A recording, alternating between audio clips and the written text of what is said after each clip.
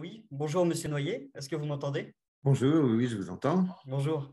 Donc Monsieur Noyer, vous êtes un expert en management et vous avez notamment écrit plusieurs ouvrages, beaucoup d'ouvrages, et donc deux en particulier qui sont importants aujourd'hui, qui sont les pouvoirs de l'intelligence émotionnelle et développer l'engagement des collaborateurs. Et donc vous intervenez aujourd'hui pour introduire les notions de la fidélisation client et de l'engagement des collaborateurs dans cet ordre. Donc, vous allez commencer par la fidélisation client et l'engagement des collaborateurs ensuite. Donc, écoutez, Monsieur Noyer, je vous propose de commencer. On est tous à votre écoute. Très bien. Eh bien, bonjour. Donc, je vais vous proposer des repères sur ces deux sujets, hein, fidélisation des clients et engagement des collaborateurs. Dans le passé, j'ai eu l'occasion de faire un travail pour le Mouvement français de la qualité sur la fidélisation des clients et plus récemment, j'ai fait ce livre sur l'engagement des collaborateurs. Alors, la fidélisation des clients. Comment analyser les mécanismes et comment encourager cette fidélisation? Alors, il faut bien distinguer les clients qui sont ponctuels, tièdes, les clients réguliers et puis les clients fidèles. Le client fidèle, eh bien, il va renouveler ses achats, il va consacrer un pourcentage important de son budget à cet achat et puis il va avoir une durée de vie importante. Et quand on parle de fidélisation des clients, il faut assez vite distinguer fidèle à quoi. Il peut être fidèle à un produit parce qu'il est attaché à ce produit. Il peut être fidèle à une marque, il a confiance dans cette marque.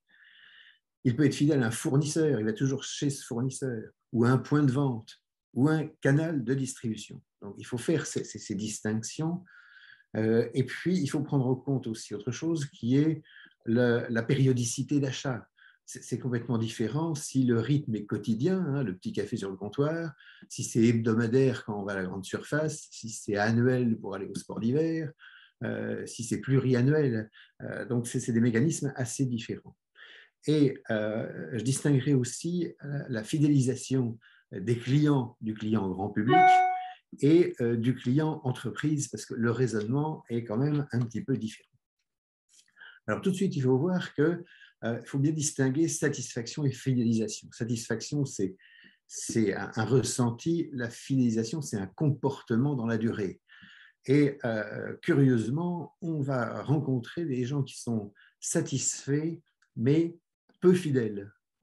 Peu fidèles, pourquoi? Parce qu'il y a une forte concurrence, ou bien la différenciation du produit n'est pas tellement marquée, la relation est faible, ou tout d'un coup, il y a de nouveaux besoins. Donc, on va avoir des gens satisfaits et peu fidèles, et ce qu'il va falloir viser, c'est la très grande satisfaction. Alors, paradoxalement aussi, dans l'autre sens, on peut avoir des gens peu satisfaits et fidèles parce qu'ils sont captifs, ou bien alors c'est le client grognard, il ronchonne mais il reste, ou bien changer lui demande beaucoup d'efforts. Si on veut changer de banque, bon, ça devient un peu compliqué, quoi. Et puis vous avez aussi les phénomènes où c'est gratuit et puis ça devient payant et puis on ne fait pas attention, on reste attaché. Donc ça, c'est une fidélisation qui est extrêmement fragile et il faut être conscient de ça. Alors, il y a un lien vraiment entre fidélisation et rentabilité, parce que le coût d'acquisition d'un nouveau client, eh bien, c'est toujours important. Et puis, à l'inverse, le client fidèle, eh bien, il nous réduit nos coûts de gestion de la clientèle. Et puis surtout, le client fidèle, eh bien, il nous fait de la publicité gratuitement. Mais on pourrait faire le raisonnement économique de se dire, mais finalement, j'ai des clients très rentables et fidèles. Et si j'ai tout d'un coup 5% seulement de plus de clients très rentables et fidèles, combien je vais gagner en 5 ans? Donc l'enjeu économique est absolument énorme. Alors, je voudrais vous indiquer les leviers que j'ai repérés, les leviers de fidélisation que j'ai repérés, notamment pour les clients grand public. J'en ai repéré 8. Certains sont des questions de bon sens, c'est évident. Le premier levier, c'est être un vrai professionnel de son métier de base. Être un très bon professionnel, ce qui inclut aussi de mesurer la satisfaction du client et aussi de bien gérer les réclamations. Donc, premier point, être un vrai pro. Deuxième point, connaître ses clients, avoir fait un bon choix de cible de clientèle et les connaître, c'est-à-dire comprendre quels sont les critères d'achat de mes clients, avoir fait un raisonnement par segment de clients et quels sont leurs critères d'achat. Et puis aussi utiliser des bases de données et traiter ça pour mieux connaître les clients. Par exemple, la FNAC utilise et exploite les tickets de caisse pour voir quels sont les différents segments, quels sont les comportements. Donc, deuxième point, connaître les clients. Troisième point, soigner son service après-vente. Ça, c'est important d'être réactif, d'annoncer des délais et les respecter, et puis de personnaliser la relation. Troisième point, donc, soigner son service après-vente. Quatrième point, mettre en évidence la valeur apportée au client. Parce que l'entreprise fait tout un travail et le client ne le voit pas forcément. Donc, la valeur apportée au client, c'est, par exemple, le loueur de voiture, il va dire, mais cette voiture a été vérifiée, nettoyée par telle personne. Ou alors, ça peut être aussi publier des engagements. Voilà, on s'engage à être toujours disponible sur ceci, cela. Publier des engagements de service. Donc, c'était le quatrième point, mettre en évidence la valeur apportée au client. Et puis, bien sûr, cinquième point, augmenter la valeur offerte au client. Peut-être lui proposer un bouquet de services. Le transporteur aérien va donner des services pour louer une voiture, pour louer un hôtel. Et surtout, si on veut donner plus de services, il va surtout falloir trouver ce que le client ne trouvera nulle part ailleurs. Voilà, augmenter cette valeur offerte et avoir une logique d'amélioration continue pour augmenter la valeur offerte au client. Sixième point, renforcer la relation. Renforcer la relation, c'est-à-dire peut-être avoir une fréquence de relation plus grande, c'est communiquer, c'est peut-être faire un club client. Donc, comment renforcer cette relation voilà, il faut que l'entreprise ait un visage, c'est le visage d'une personne et il y a une relation qui se crée. Autre levier, fournir des avantages aux clients fidèles, mais fournir des avantages réels et originaux et avant les concurrents. Fournir des avantages aux clients fidèles. C'est le septième point. Et le huitième point, c'est mobiliser le personnel pour cette fidélisation, cette satisfaction du client. Et là, il y a une notion importante, c'est un peu la symétrie des attentions. C'est-à-dire que si on veut que le personnel soit attentif à la satisfaction des clients et à sa fidélisation, eh bien, il faut que le manager lui-même soit très attentif à la satisfaction du personnel. Si vous voulez, il ne suffit pas de dire aux gens souriez, soyez aimables, etc. Si le manager, lui, rentre, il dit bonjour à personne, ça ne va pas aller du tout. Donc voilà, c'est 8 points que je reprends. Être un vrai professionnel, connaître très bien ses clients, comprendre ce qui fait leurs préférences, soigner le service après-vente, mettre en évidence la valeur apportée, augmenter cette valeur offerte, renforcer la relation, fournir des avantages aux clients fidèles, et puis mobiliser le personnel. Alors, je voudrais distinguer pour ce qui se passe pour la clientèle professionnelle, c'est un petit peu différent. Et là, il y a quelques points à souligner. Pour fidéliser une clientèle professionnelle, il va falloir s'intéresser à comment je peux aider mon client à gagner de l'argent. Est-ce que je peux l'aider à réduire ses coûts? Est-ce que je peux l'aider à augmenter son chiffre d'affaires? Est-ce que je peux l'aider à lui-même fidéliser ses propres clients? Donc, aider son client à gagner de l'argent. Deuxième point, construire des solutions sur mesure. Par exemple, si on bâtit une formation dans une entreprise, on va tenir compte du vocabulaire, des spécificités, etc. Donc du sur-mesure pour le client entreprise. Troisième point, se différencier par le service. Voilà, j'ai en tête l'exemple d'une société de nettoyage industriel et qui va se dire, voilà, je vais fournir comme service d'être un gestionnaire de la confidentialité en détruisant ce qui se passe dans les corbeilles à papier, par exemple. Donc, se différencier par le service. il faut aussi créer une relation personnelle à différents niveaux. Ce n'est pas une relation entre un vendeur et un acheteur, mais vous avez, chez l'acheteur, il y a l'acheteur, mais il y a le gestionnaire de stock, il y a le logisticien, il y a le contrôleur de gestion. Ils ont des attentes différentes. Donc, comment mon système entreprise se met en relation avec le système entreprise du client pour que ça se passe au mieux en répondant aux attentes. Autre point, eh bien, c'est créer un partenariat à long terme. Et est-ce que d'entreprise à entreprise, je peux envisager un co-développement? Est-ce qu'on peut avoir une logistique en commun? Est-ce qu'on pourrait ensemble innover et non pas chacun de son côté? Et si mon client a une usine à tel endroit, est-ce que je peux créer un établissement juste à côté pour mieux le servir? Donc ça, c'est du partenariat, mais à long terme. Et puis alors, surtout, connaître la stratégie de mon client. Voilà, si je suis sous-traitant de l'automobile, est-ce que j'anticipe quelle va être la stratégie de mon client pour m'adapter le plus vite possible? Donc, je dois réfléchir sur sa stratégie pour mieux m'adapter. Donc, vous voyez, c'est un petit peu différent pour les clients professionnels. Je disais, aider son client à gagner de l'argent, créer des solutions sur mesure, se différencier par le service, créer une relation personnelle à différents niveaux, faire un partenariat à long terme, et puis s'imprégner de la stratégie du client et arriver à une véritable intimité, une véritable intégration. Bon, trois idées qui sont très, très actuelles sur les comportements des clients. Dans la période récente, qu'est-ce qui s'est passé? Eh bien, on s'est rendu compte avec le confinement qu'il y avait des contacts de plus en plus rares, de plus en plus distants. Donc, l'enjeu, ça va être, malgré cette réduction des contacts et cette distance, comment multiplier les contacts, maintenir le contact. Ça, c'est une première idée très actuelle. Une deuxième idée assez actuelle, c'est que de plus en plus, les clients veulent une réaction rapide, à la seconde. Il faut être extrêmement réactif. Ils veulent des informations sur les délais. Alors, ça a toujours existé, mais là, les gens deviennent de plus en plus impatients sur des réactions immédiates. Et troisième idée, le client donne sa perception, mais alors il la donne de plus en plus vite. Il publie un avis sur le site, sur Internet, etc. Et là, il se lâche vraiment très, très rapidement.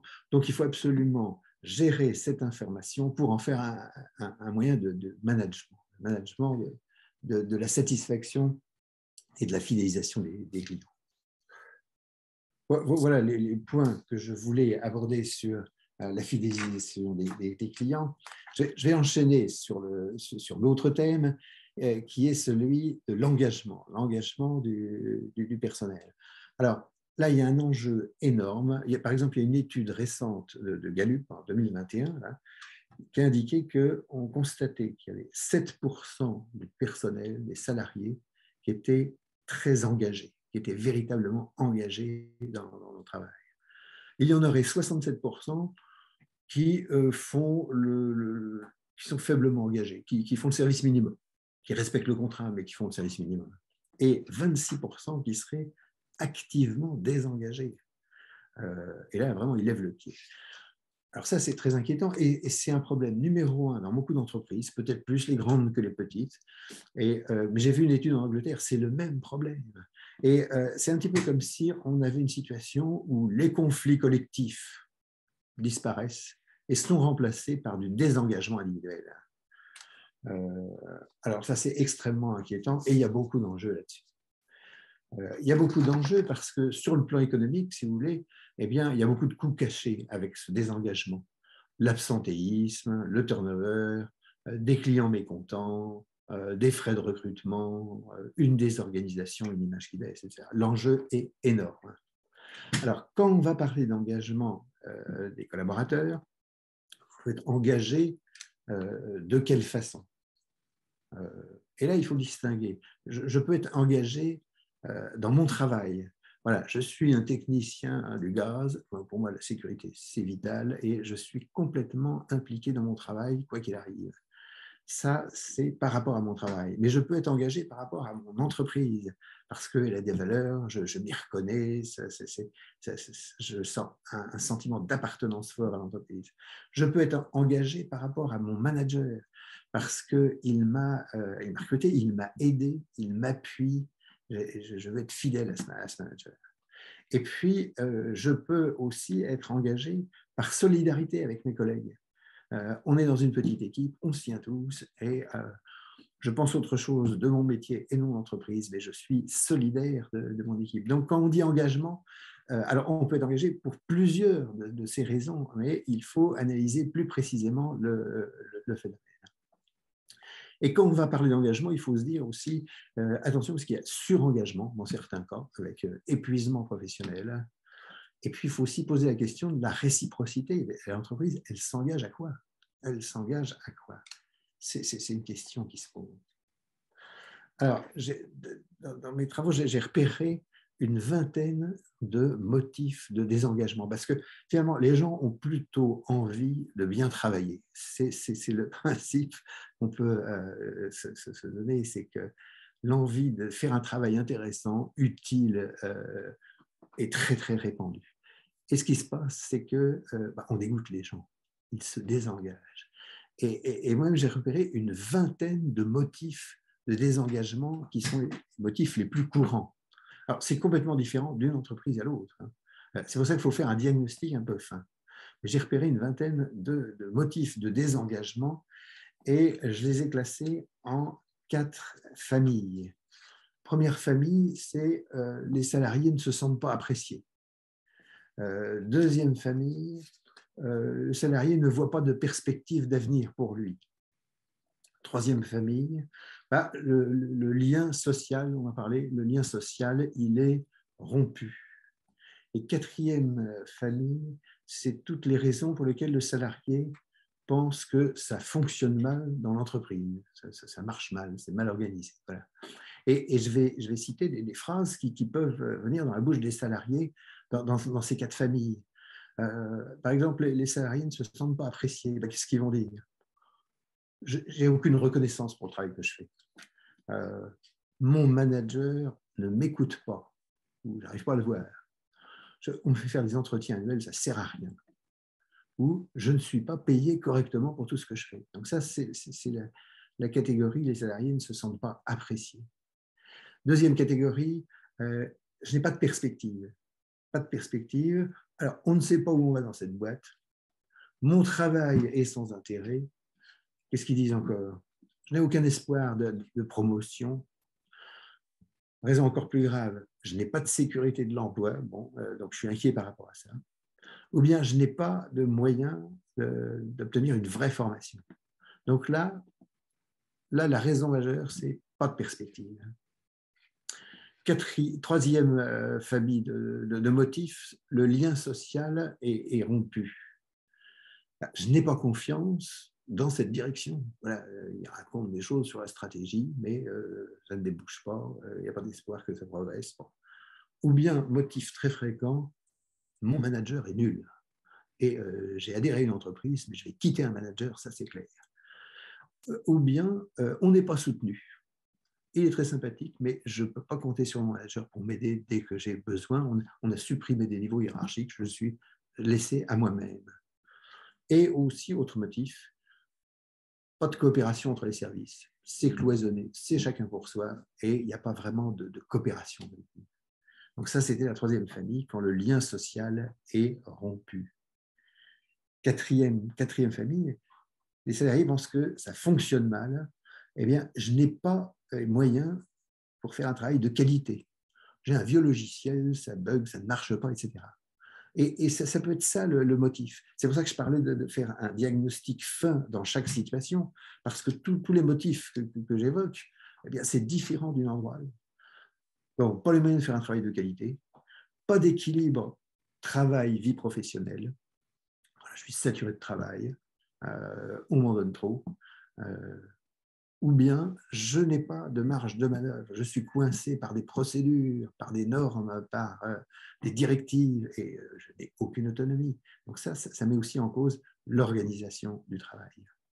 Alors, on voit qu'il y a beaucoup de causes liées au management. Il y en a qui sont liées à l'organisation, à la politique RH, mais il y en a beaucoup qui sont liées aux pratiques de management, au comportement du manager, sa posture, les relations qu'il établit. C'est pour ça que si on veut refonder l'engagement collaborateur, eh bien, à un moment donné, il va falloir refonder le management. Refonder le management.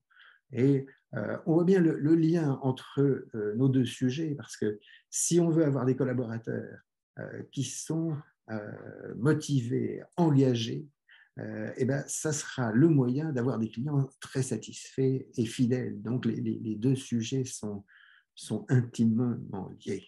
Voilà. Mais nécessité, encore une fois, de faire des diagnostics précis pour construire des solutions, et notamment des solutions impliquant la réinvention du management dans certains cas.